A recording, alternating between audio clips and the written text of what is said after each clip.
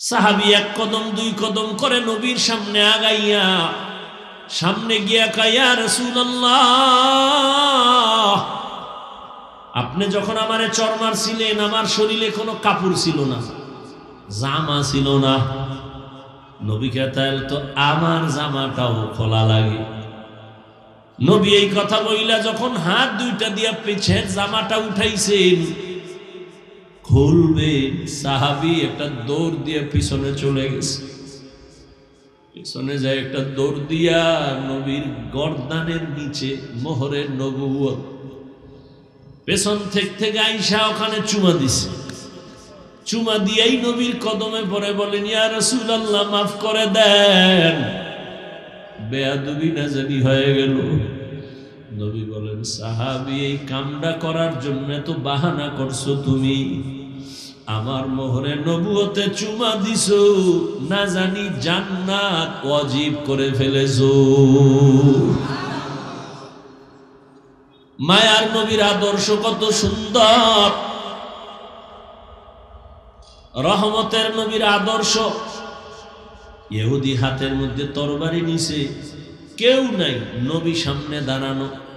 ইহুদি কয়, এই আব্দুল্লাহর ছেলে, এখন তো কেউ নাই, তুমি আর আমি, তরবারি আমার হাতে দেখছো নি? কয়, দেখছি। ইহুদি কয়, এখন যদি তোমার কল্লার উপরে তরবারি মারি, কে ফিরাবে? নবী বলেন, আমার আল্লাহ ফিরাবেন। নবী কথা বলা মাত্র ইহুদির হাত থেকে তরবারি পড়ে গেল। নবী তরবারি টান দিয়ে কয়, ইহুদি, তরবারি এখন কার হাতে? কয়, মুহাম্মদের হাতে। আমি যদি তোরে এখন কল্লার উপরে মারি, কে ফিরাবে বল? ইহুদি বলে, আমারে কে ফিরাবে? কয়, বল আল্লাহ ফিরাবে। কয়, না না, যদি আল্লাহ ফিরাবে বলি তাহলে তো আল্লাহরে মাইনেই নেওয়া যায়। বলে, বল আল্লাহ ফিরাবে। কয়, বলবো না। কয়েকবার বলার পরে কয়, যদি বলতেই চাই তাহলে আমারে কালেমাই পড়ায়া দাও। সাথে সাথে ইহুদি কালেমা পড়ে ফেলল।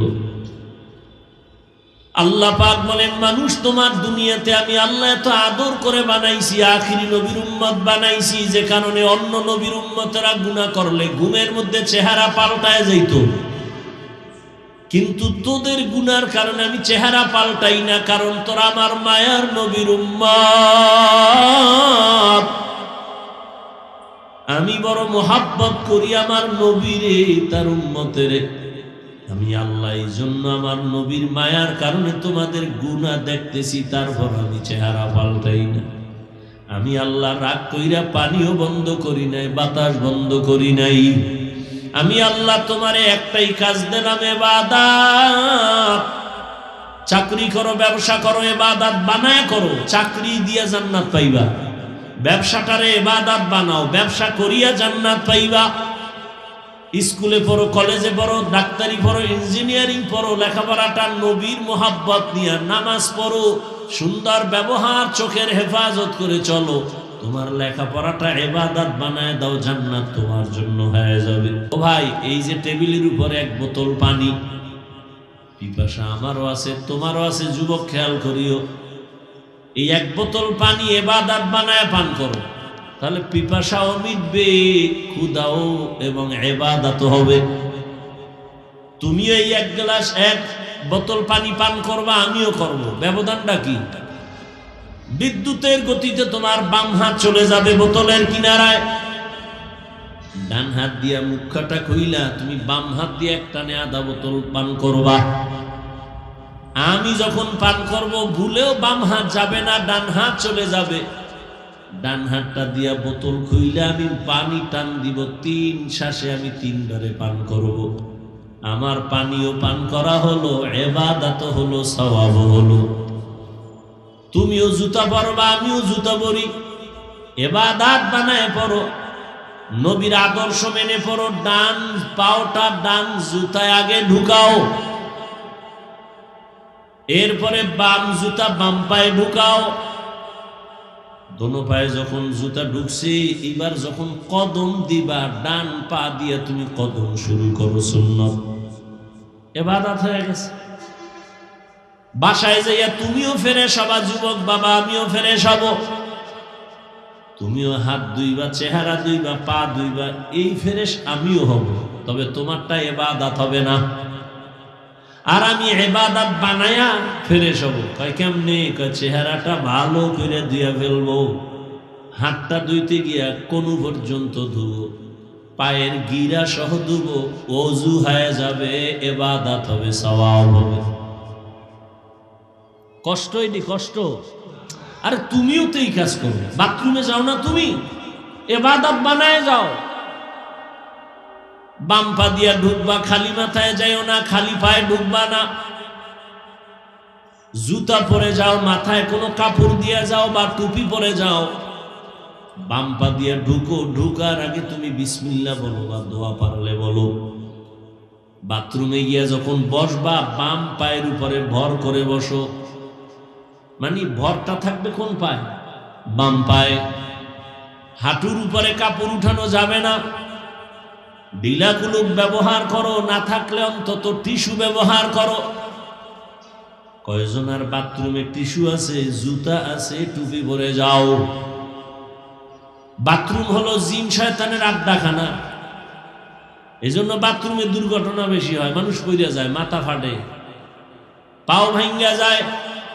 আল্লাহর কসম, নবীর আদর্শ মেনে যদি বাথরুমে যাও, ইনশাআল্লাহ দুর্ঘটনা থেকে সুন্নতের আমলে হেফাজত হয়ে যাইবা।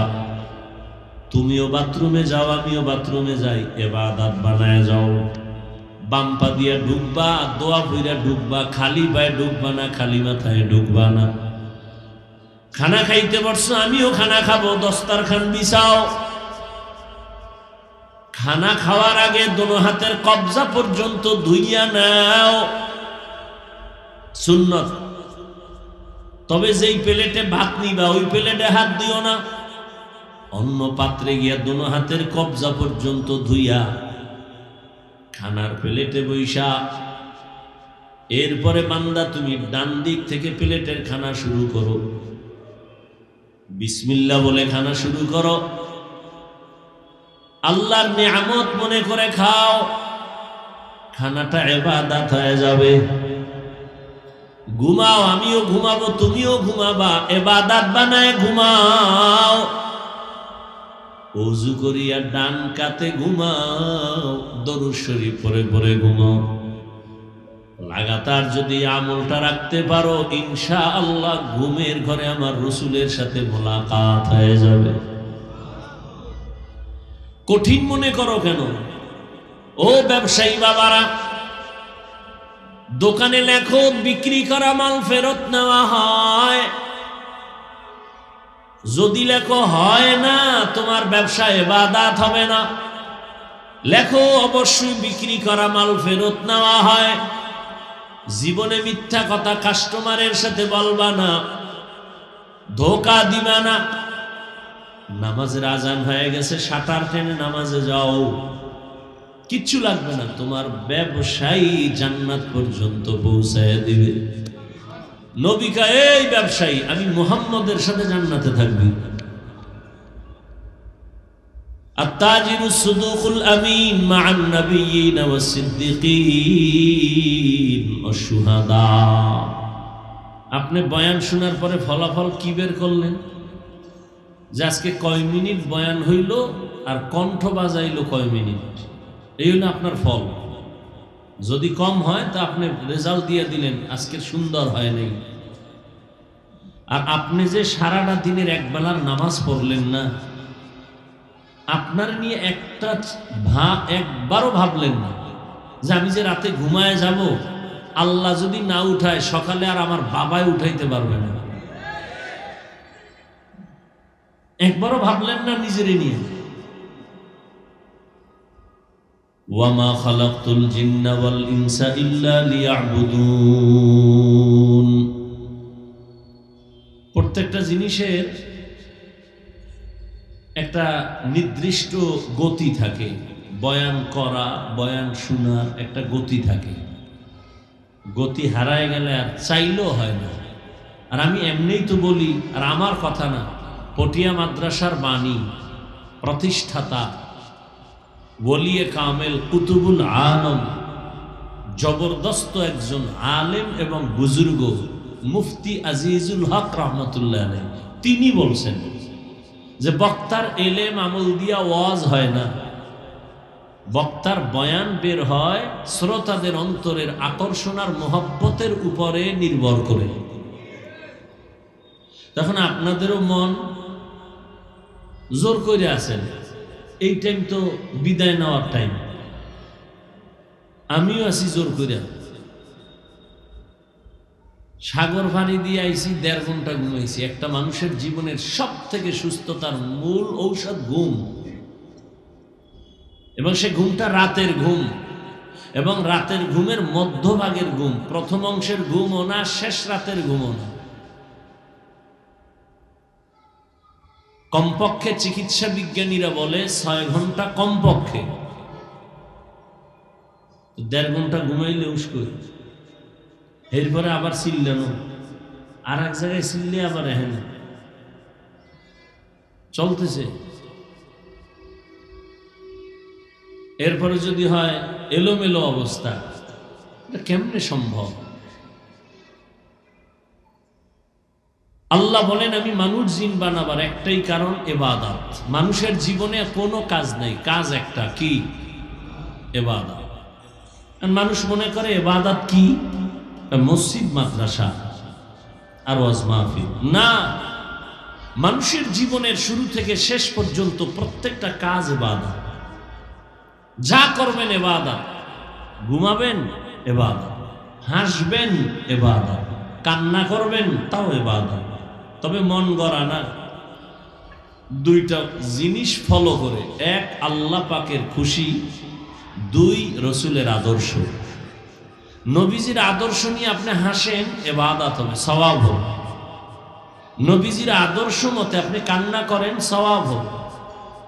নবীর আদর্শ ঠিক রেখে ব্যবসা করেন, সওয়াব, ইবাদত। নবীর আদর্শ ঠিক রেখে চাকুরি করেন, সওয়াব, ইবাদত।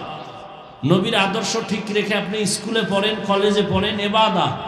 ডাক্তার হন, ইবাদত। ইঞ্জিনিয়ার হন, ইবাদত। নবীর আদর্শ মেনে আপনি বাথরুমে যাবেন, ইবাদত। আর নবীর আদর্শ বাদ দিয়া নামাজ পড়লেও ইবাদত হবে না। নামাজে যদি নবীর আদর্শ না থাকে নামাজ হবে না। ধরেন একজনে মাগরিবের নামাজে দাঁড়াইছে, কয় রাকাত? ফরজ। তো 3 রাকাতে গিয়া চিন্তা করে বেজোর হইরা লাভ কি? আল্লাহরে আরো 2 সেজদা বাড়াইয়া জোর বানাই, তো 4 রাকাত পড়ে ফেলাইল। আল্লাহ খুশি হবেন না? কেন? নবীজির আদর্শে এই নিয়ম নাই। আল্লাহ কয় তোর 1 রাকাত বাদ না, পুরাটাই নতুন করে দাঁড়ায় কানে ধর, কানে ধইরা তওবা কর আর নতুন ভাবে নিয়ত কর, কানে ধর, নতুন করে আবার নামাজ পড়। একজনের রোজার মাসে রোজা রাখা শুরু করে আবেগ বাইরে গেছে, আল্লাহ যদি পুরো বছরটা দিয়ে লাইতো ভালোই লাগতো, যেহেতু দেয় নাই অন্তত ঈদের দিনটা তো রাখি। ঈদের দিনও রোজা রাখছে, আল্লাহর মহব্বতে হবে। তার অন্তরে কোনো ভেজাল নাই, এরপরও কোনো সওয়াব তো হবে না, উল্টা কি হবে? গুনাহ হবে। তা বুঝেন নবীর আদর্শ কত মূল্যবান। রসুলের আদর্শ পৃথিবীর কিয়ামত পর্যন্ত আনেওয়ালা উম্মতের জন্য পারফেক্ট একটা আদর্শ। এখানে আপনারা শিক্ষিত মানুষ, বলেন তো নবীর থেকে আর সুন্দর আদর্শ কারোর মধ্যে আছে? থাকলে বলেন, তাহলে আমি নবীরটা বাদ দিয়া আমি নিব ওই যারটা বলবেন তারটা। ধরে না, যদি কেউ বলেন যে নবীজির থেকেও আরো ভালো আদর্শ ছিল শেখ মুজিবুর রহমানের আদর্শ, তাহলে আমি সেটা নিব, আমারটা আমি বলতেছি। যদি বলতে পারেন না নবীর আদর্শ থেকে আরো সুন্দর আদর্শ ছিল জিয়াউর রহমানের আদর্শ, তাহলে আমি নবীজিরটা বাদ, আমি জিয়াউর রহমানেরটা নিব।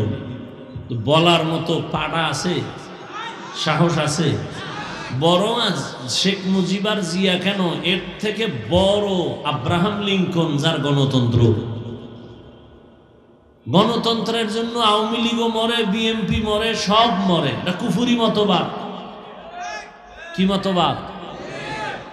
এই আব্রাহাম লিঙ্কনের আদর্শ, মাও সেতুংয়ের আদর্শ, লেনিনের আদর্শ, কালমার্সের আদর্শ, প্লেটোর আদর্শ, সমাজতন্ত্র, গণতন্ত্র, প্রজাতন্ত্র, যত তন্ত্র মন্ত্র আছে দুনিয়াতে কোনো শান্তি দিতে পারছে? পারছে? পারে না। ওরাও জানে মদিনার আদর্শ ছাড়া আর মানুষকে শান্তি দেওয়ার কোনো বিকল্প আদর্শ নাই। মানে না কেন? মানতে গেলে চুরি করতে পারবে না, দুর্নীতি করতে পারবে না, মনের মতো মদ পান করতে পারবে না। এই জন্য ওরা জানে ইসলাম সঠিক মানে না। মাইকে তো বলে ইসলাম শান্তির ধর্ম, নামাজও পড়ে নাই, এক ওয়াক্ত নামাজও পড়ে নাই, সে বলে ইসলাম শান্তির ধর্ম। তো রসুলের আদর্শ, আমি বলি এক কথায় জবাব, দুনিয়ার সব আদর্শ নাপাক, রসুলের আদর্শ পাক। বাস, এটা সহজ কথা। দুনিয়ার সব আদর্শ নাপাক, নবীজির আদর্শ। প্রশ্ন করবেন দুনিয়াওয়ালাদের আদর্শ নাপাক কেন? আমি বলি তার দেমাগ নাপাক, পুরো মানুষটাই নাপাক।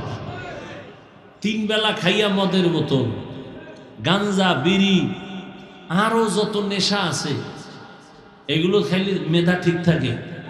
কেমন মেধা বুঝেন? মদের বোতল ভিতরে নেওয়ার পরে বউরে মা বলে, তাহলে কি বুঝেন? তার মেধা সঠিক, তার মেধা নষ্ট। এই সব নেশাখোরের গোষ্ঠী ক্যান্সারে মরে, দেখছেন নি? সবটি ক্যান্সারে মরে। আল্লাহ হেদায়াত দান করুন। তাহলে সব আদর্শ মানুষের নাপাক। মদিনার রসুলের আদর্শ কেন পাক? নবী নিজেই পাক। কেমন পাক? আম্মা জান আয়েশা রাদিয়াল্লাহু আনহা বলেন, রহমতের নবীর ঘাম আমি বোতলের মধ্যে ভরে রাখতাম, আর এই নবীর ঘাম বড় বড় বড় বড় অনুষ্ঠানে আতর হিসাবে ব্যবহার করতাম। আমনেরটাও ব্যবহার করার মতো। আমনের পাশে দাঁড়াইলে নামাজ শেষ, এরপর যদি আন বিড়ি ঠাইন না, আর এই শীতের মধ্যে কুলের বলদ যেটি, এটা তো গোসলও করবে না ঠিক মতো, অজু টুজু তো পরে, পোশাক ধোয়ার তো খবরই নেই, এক পোশাক গায়ে দেয় 1 সপ্তাহ।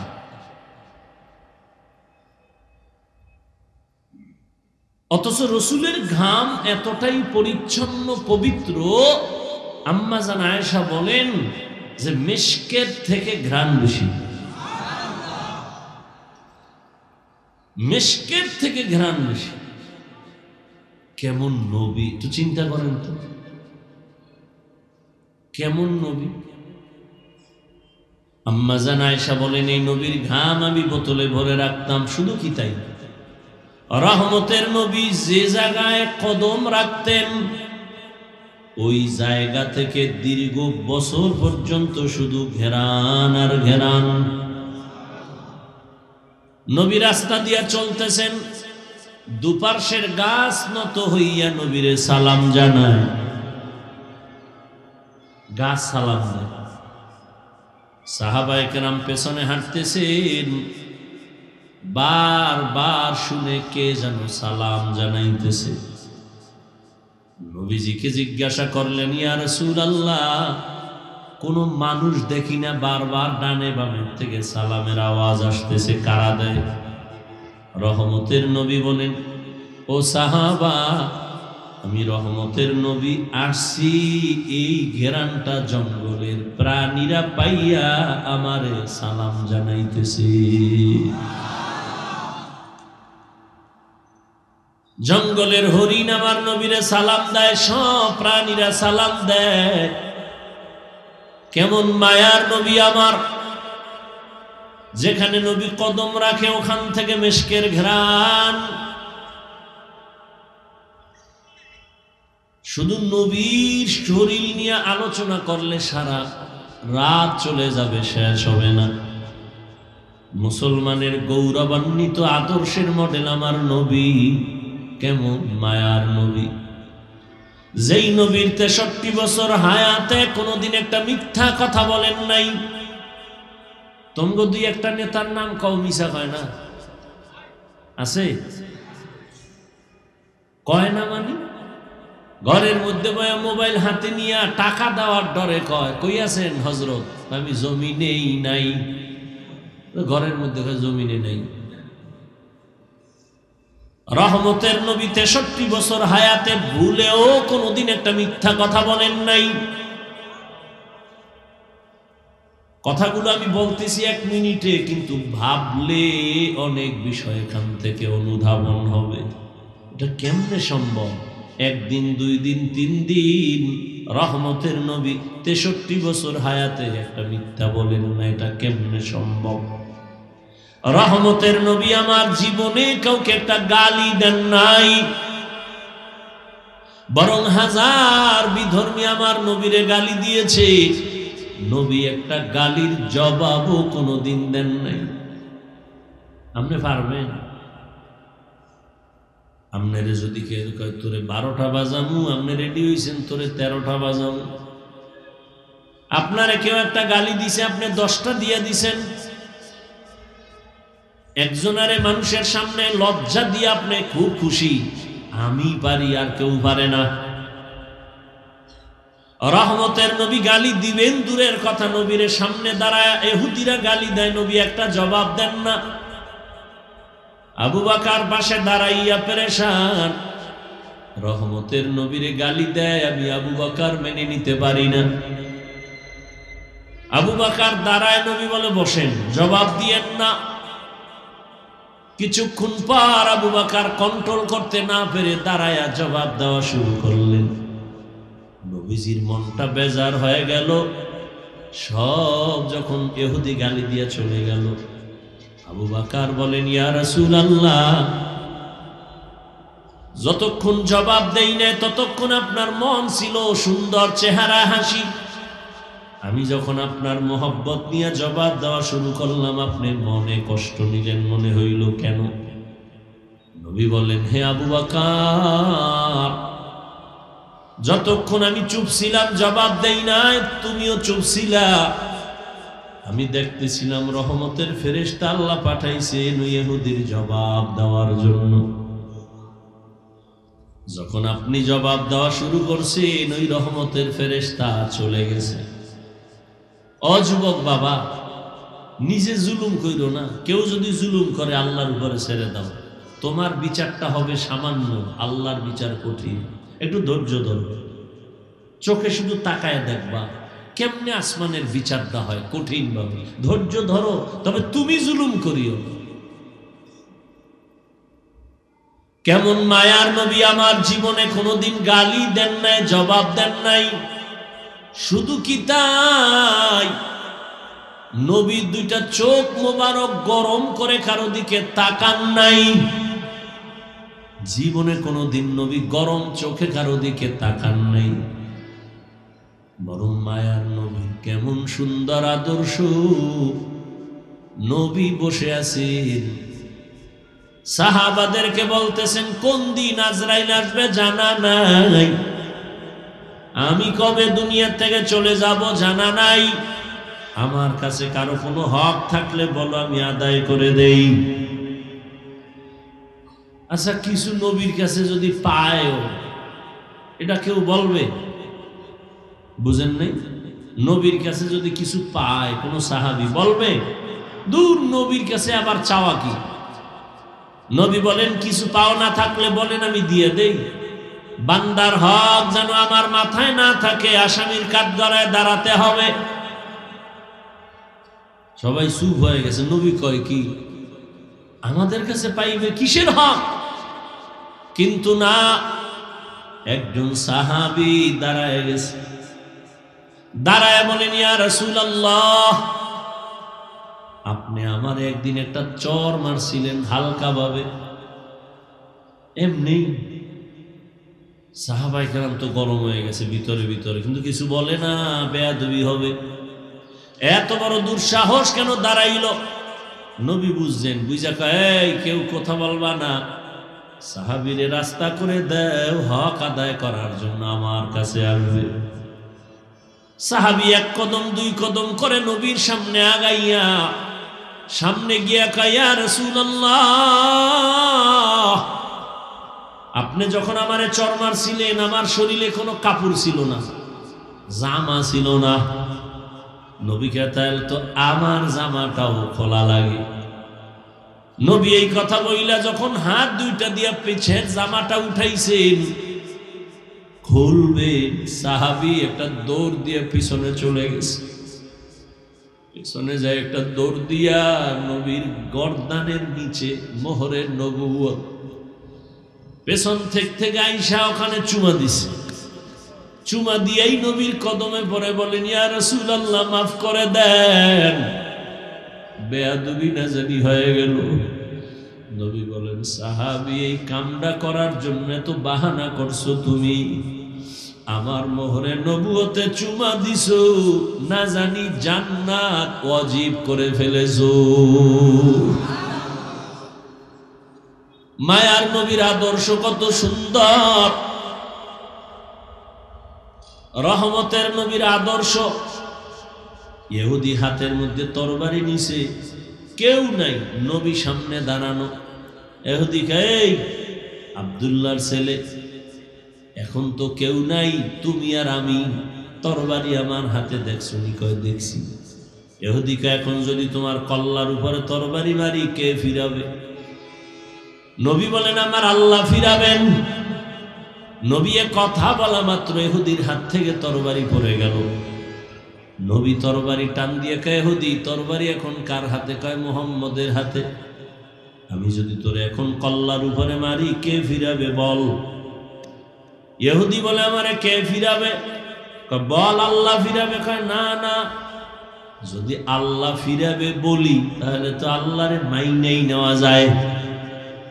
বলে, বল আল্লাহ ফিরাবে। কয়, বলবো না। কয়েকবার বলার পরে কয়, যদি বলতেই চাই তাহলে আমারে কালেমাই পড়ায়া দাও। সাথে সাথে ইহুদি কালেমা পড়ে ফেলল।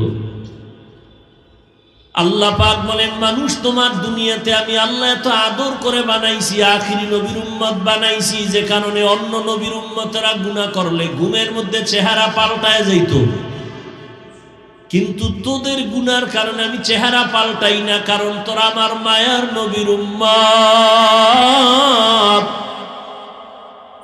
আমি বড় মোহাব্বত করি আমার নবীরে, তার উম্মতের। আমি আল্লাহ এই জন্য আমার নবীর মায়ার কারণে তোমাদের গুনাহ দেখতেছি, তারপর আমি চেহারা পাল্টাই না। আমি আল্লাহ রাগ কইরা পানিও বন্ধ করি নাই, বাতাস বন্ধ করি নাই। আমি আল্লাহ তোমারে একটাই কাজ দিলাম, ইবাদত। চাকরি করো, ব্যবসা করো, ইবাদত বানায় করো, চাকরি দিয়া জান্নাত পাইবা। ব্যবসাটারে ইবাদত বানাও, ব্যবসা করিয়া জান্নাত পাইবা। স্কুলে পড়ো, কলেজে পড়ো, ডাক্তারি পড়ো, ইঞ্জিনিয়ারিং পড়ো, লেখাপড়াটা নবীর মোহাব্বত নিয়ে, নামাজ পড়ো, সুন্দর ব্যবহার, চোখের হেফাজত করে চলো, তোমার লেখাপড়াটা ইবাদত বানায় দাও, জান্নাত তোমার জন্য হয়ে যাবে। ও ভাই, এই যে টেবিলের উপরে এক বোতল পানি, পিপাসা আমারও আছে, তোমারও আছে, যুবক খেয়াল করিও, এই এক বোতল পানি ইবাদত বানায় পান করো, তাহলে পিপাসাও মিটবে, ক্ষুধাও এবং ইবাদতও হবে। তুমিও এই এক গ্লাস এক বোতল পানি পান করবা, আমিও করব, ব্যবধানটা কি? বিদ্যুতের গতিতে তোমার বাম হাত চলে যাবে বোতলের কিনারায়, ডান হাত দিয়া মুখটা খুইলা তুমি বাম হাত দিয়ে একটানে আধা বোতল পান করবা। আমি যখন পান করব ভুলেও বাম হাত যাবে না, ডান হাত চলে যাবে। ডান হাতটা দিয়া বোতল খুইলে আমি পানি টান দিব, 3 শ্বাসে আমি 3 বারে পান করব। আমার পানিও পান করা হলো, ইবাদত হলো, সওয়াব হলো। তুমিও জুতা পরবা, আমিও জুতা পরি, ইবাদত বানায় পড়ো, নবীর আদর্শ মেনে পড়ো। ডান পাওটা ডান জুতায় আগে ঢুকাও, এরপরে বাম জুতা বাম পায়ে ঢুকাও। দোনো পায়ে যখন জুতা ঢুকছে, এবার যখন কদম দিবা ডান পা দিয়ে তুমি কদম শুরু করো, সুন্নত ইবাদত হয়ে গেছে। বাসায় যাইয়া তুমিও ফ্রেশ হবা যুবক বাবা, আমিও ফ্রেশ হব, তুমিও হাত ধুইবা, চেহারা ধুইবা, পা ধুইবা, এই ফ্রেশ আমিও হব। তবে তোমারটা ইবাদত হবে না, আর আমি ইবাদত বানায়া ফ্রেশ হব। কয় কেমনে? কয় চেহারাটা ভালো করে ধুইয়া ফেলবো, হাতটা ধুইতে গিয়া কোনু পর্যন্ত ধুবো, পায়ের গিরা সহ ধুবো, ওযু হয়ে যাবে, ইবাদত হবে, সওয়াব হবে। কষ্টই নি কষ্ট। আরে তুমিও তো এই কাজ করো, বাথরুমে যাও না তুমি, ইবাদত বানায় যাও। বাম পা দিয়া ঢুকবা, খালি মাথায় যাইও না, খালি পায়ে ঢুকবা না। জুতা পরে যাও, মাথায় কোনো কাপড় দিয়া যাও বা টুপি পরে যাও, বাম পা দিয়া ঢুকো, ঢুকার আগে তুমি বিসমিল্লাহ বলো বা দোয়া পারলে বলো। বাথরুমে গিয়া যখন বসবা, বাম পায়ের উপরে ভর করে বসো, মানে ভরটা থাকবে কোন পায়ে? বাম পায়ে। হাঁটুর উপরে কাপড় উঠানো যাবে না। ঢিলা কুলুপ ব্যবহার করো, না থাকলে অন্তত টিস্যু ব্যবহার করো। কয়জনের বাথরুমে টিস্যু আছে, জুতা আছে, টুপি পরে যাও। বাথরুম হলো জিন শয়তানের আড্ডাখানা, এই জন্য বাথরুমে দুর্ঘটনা বেশি হয়। মানুষ পইরা যায়, মাথা ফাটে, পাও ভাঙ্গা যায়। আল্লাহর কসম, নবীর আদর্শ মেনে যদি বাথরুমে যাও, ইনশাআল্লাহ দুর্ঘটনা থেকে সুন্নতের আমলে হেফাজত হয়ে যাইবা। তুমিও বাথরুমে যাও, আমিও বাথরুমে যাই, ইবাদত বানায় যাও। বাম পা দিয়া ঢুকবা, দোয়া পইরা ঢুকবা, খালি পায়ে ঢুকবা না, খালি মাথায় ঢুকবা না। খানা খাইতে বসছো, আমিও খানা খাবো, দস্তারখান বিছাও। খানা খাওয়ার আগে দোনো হাতের কবজা পর্যন্ত ধুইয়া নাও, সুন্নত। তবে যেই প্লেটে ভাত নিবা, ওই প্লেটে হাত দিও না। অন্য পাত্রে গিয়া দোনো হাতের কবজা পর্যন্ত ধুইয়া খানার প্লেটে বৈশা। এরপরে বান্দা তুমি ডান দিক থেকে প্লেটের খানা শুরু করো, বিসমিল্লাহ বলে খানা শুরু করো। আল্লাহর নিয়ামত মনে করে খাও, খানাটা ইবাদত হয়ে যাবে। ঘুমাও, আমিও ঘুমাবো, তুমিও ঘুমাবা, ইবাদত বানায় ঘুমাও। ওযু করিয়া ডান কাতে ঘুমাও, দরুদ শরীফ পড়ে পড়ে ঘুমাও। লাগাতার যদি আমলটা রাখতে পারো, ইনশাআল্লাহ ঘুমের ঘরে আমার রাসূলের সাথে মোলাকাত হয়ে যাবে। কঠিন মনে করো কেন? ও ব্যবসায়ী বাবারা, দোকানে লেখো বিক্রি করা মাল ফেরত নেওয়া হয়। যদি লেখো হয় না, তোমার ব্যবসা ইবাদত হবে না। লেখো অবশ্যই বিক্রি করা মাল ফেরত নেওয়া হয়। জীবনে মিথ্যা কথা কাস্টমারের সাথে বলবা না, ধোঁকা দিবা না। নামাজের আজান হয়ে গেছে, শাটার টেনে নামাজে যাও, কিচ্ছু লাগবে না, তোমার ব্যবসায়ী জান্নাত পর্যন্ত পৌঁছায় দিবে। নবী কয়, এই ব্যবসায়ী, আমি মুহাম্মদের সাথে জান্নাতে থাকবি। আত-তাজিরু সুদুকুল আমিন মা'আন নাবিয়্যিন ওয়াস সিদ্দিকিন ওয়াশ শুহাদা। এবার একটু বাস্তবে ফলাফল দেখি কি। এবার একটু দেখেন তো, এই ইবাদত বানাইয়া আপনার মতো বান্দা, আমগো মতো হুজুর না, জেনারেল লাইনে থাইকা, এই যুবকেরা বলো, তোমার মতো যুবক নবীজির আদর্শ মানিয়া রাস্তায় চলে, স্কুলে পড়ে, কলেজে পড়ে, নামাজ পড়ে, দাড়িওয়ালা, RAB, police, army, BDR, OC, DC, SP, doctor, professor, engineer, রাস্তার গাড়ির ড্রাইভার, কৃষক, শ্রমিক, জেলে, 5 ওয়াক্ত নামাজ পড়ে জেনারেল লাইনের সন্তান। সত্য কথা বলো, আসেনি? তোমার জন্য আর জীবনে কোনো অজের দরকার নাই। বালিশে মাথা লাগায় শুধু একটা প্রশ্ন নিজেরে করিও, এই কপাল পরা, তুই কার অভিশাপ লয়ে দুনিয়ায় জন্ম নিছো? তোর মতো সন্তানটা জেনারেল লাইনে থাইকে যদি রাস্তায় গাড়ি চালায় নামাজ পড়ে তুই পারো না কেন? তোমার মতো যুবক চাকরি করে নামাজ পড়ে দাড়িওয়ালা, তুমি কেন পারো না? তোমার মতো যুবক ব্যবসা করে নামাজ পড়ে, তুমি কেন পারো না রে বাবা? কার অভিশাপ তোমার কপালে লাগলো বলো? ঢাকা কলেজে যাও না, বহু ছাত্র পাগড়ি মাথায়, 24 ঘন্টা লম্বা দাড়ি, 5 ওয়াক্ত নামাজি, পেছন দিক দিয়ে তাকাইলে মনে হয় যেন মসজিদের কোনো খতিব, অথচ জীবনে মাদ্রাসায় পড়ে নাই। কিউ তোমার এমন রং লাগছে কেন? বলে ওলামাদের সাথে মোহাব্বতের রং লাগাইছি। এই জন্য এখনো সময় আছে, তওবা করে নাও আল্লাহর কাছে। আর এই যুবক বাবা, আর কত মনে একটু শখ আছে না, নাচ গানে জানি কত সুন্দর মজা, তো শখ মিটাইছো, এবার ফের আমারও তো মন দৌড়ায়, ওই নাচ গান জানি কি মজা, কিন্তু আমি তো শখ মিটাইতে পারি নাই। বরং তোমারে পাও ধরিয়া বলি তুমি ফিরে যাও। আর কত কত রাত মোবাইলে গুনাহ করার পরে তোর মনের শখ মিটবে, তারপরে তওবা করবি বল। আর কত মাইয়ার চরিত্র নষ্ট করার পরে তোর মনের আশা মিটবে, তারপরে তওবা করবি বল। কার পেছনে ঘুরিয়া দাড়ি কাটছো? কার পেছনে কি পাওয়ার আশায় নামাজ ছেড়ে দিছো? যার পিছনে দৌড়াইতেছো রে বাবা, ও তোর জানের দুশ্মন। স্বার্থে যদি আঘাত লাগে দল থেকে নাম কাটবে না, কল্লা কেটে দিবে লেখা রাখ। কিন্তু এই দুনিয়ায় তোর কলিজার আপন উলামায়ে কেরাম, উলামায়ে কেরাম কিছু চায় না, শুধু দিতে চায়, দিতে চায়, চোখের পানি দেয়, বিনয়ী দেয়, ব্যবহার দেয়, কিছুই চায় না। সরকারি চাকরি করে, বেসরকারি চাকরি করে, 8 ঘন্টা ডিউটি, 20,000 টাকা বেতন, আবার এমনি এমনি কত কিছুই না পায়। আর একজন আলেম ইমামতি করে, 24 ঘন্টা রিমান্ডে থাকে, বেতন 5-7 হাজার, 10 হাজার, তাও ঠিক মতো মাস শেষ দেয় না। কোনোদিন ইমাম বরদোয়া করে নাই, কারো সাথে খারাপ আচরণ করে নাই। ছাত্র জনতার বৈষম্য বিরোধী আন্দোলন সফলতার চাঁদ উঠে নাই যতক্ষণ পর্যন্ত আলেম আর ছাত্র ময়দানে নামে নাই। ওলামায়ে কেরাম ক্ষমতার জন্য আন্দোলন করে নাই, বলে নাই উপদেষ্টারা নাম আমগো বসা, বলছে?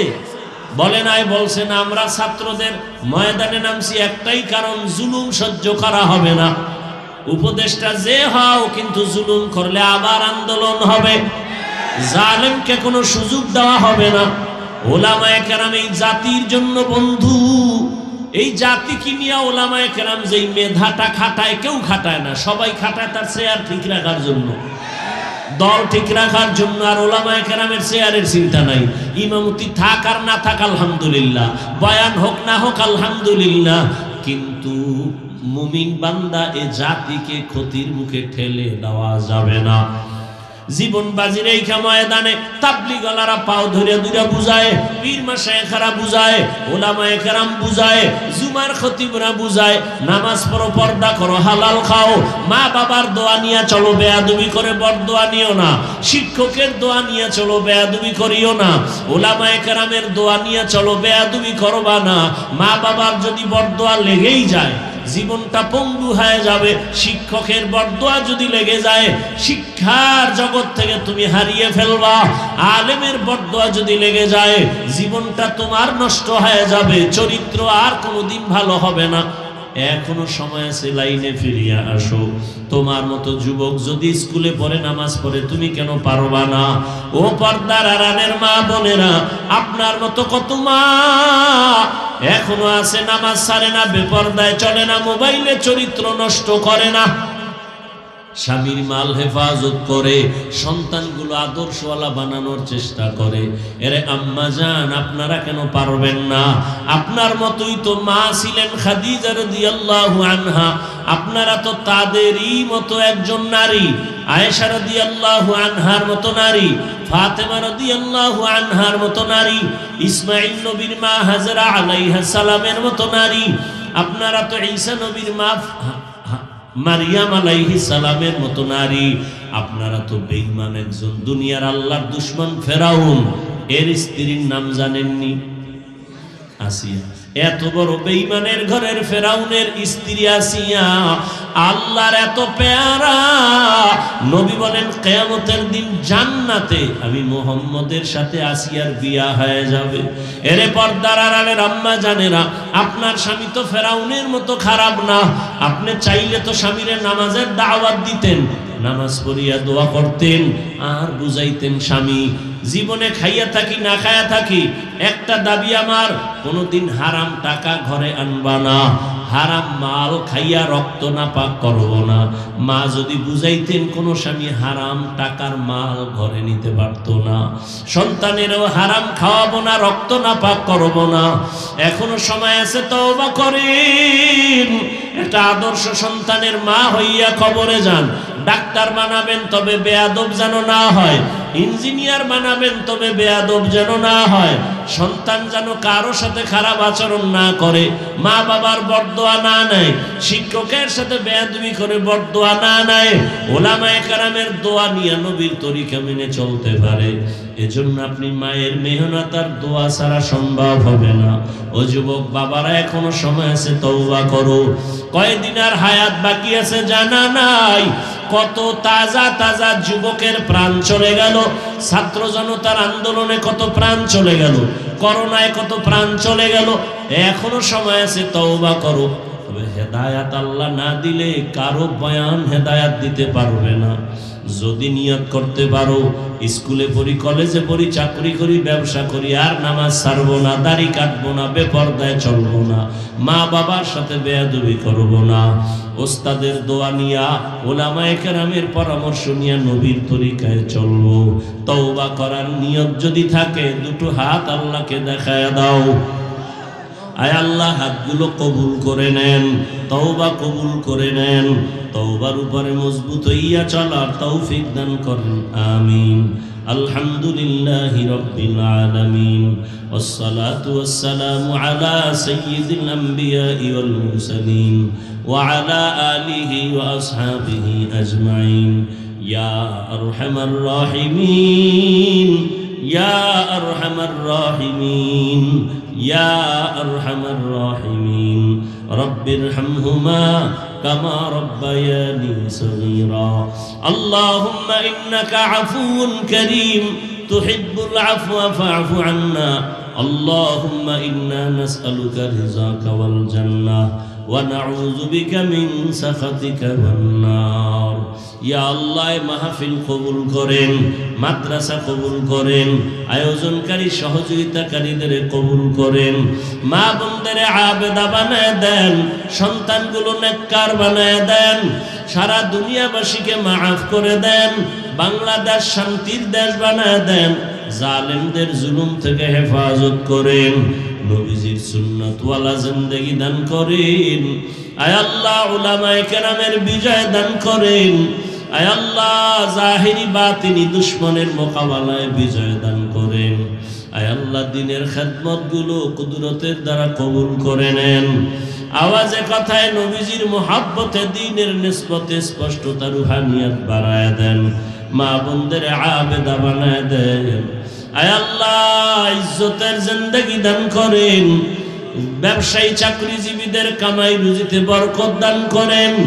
আয় আল্লাহ, আমরা যারা হাত তুলেছি, জানি না কার মা নাই, বাবা নাই, সবার কবর জান্নাত বানায় দেন, সন্তানগুলো নেককার বানায় দেন, আমার কলিজার যুবকদের দিনের খাদেম বানায় দেন, মোবাইলের গুনাহের থেকে হেফাজত করেন। আয় আল্লাহ, 5 ওয়াক্ত নামাজি বানায় দেন, নামাজ কাজা হওয়া থেকে হেফাজত করেন, আদবওয়ালা বিনয়ী জিন্দেগি দান করেন। আয় আল্লাহ, যারা মা বাবা হারা সন্তান, সবার কবর জান্নাত বানায় দেন, আমাদের হায়াত বাড়ায় দেন, অসুস্থতা দূর করে সুস্থ করে দেন। আয় আল্লাহ, নবীজির মুহাব্বতে আমাদের দিলের নেক আশা পূরণ করে দেন। আয় আল্লাহ, দিলের নেক আশা পূরণ করে দেন। আয় আল্লাহ, সুন্নাতওয়ালা জিন্দেগি দান